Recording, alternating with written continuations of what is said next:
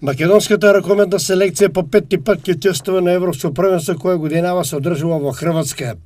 Првиот настап на Македонија го бележиме во 1998 година, кога во Италија Македонија заврши на последното 12-то место. Вториот европски настап Македонија го имаше во Србија 2012 година, каде што го освои петтото место. Трет настап Македонија имаше во 2014 година во Данска, каде што го освои 10-то место. Ракометната селекција на Македонија својот четврти настап го имаше во 2016 година во Полска, каде што се пласираше на 11-то место. Во Хрватска селекцијата на Македонија ќе игра во Загреб, во група со Словенија, со која вечевра први ќе се сретлеме, потоа Црнагора и Германија.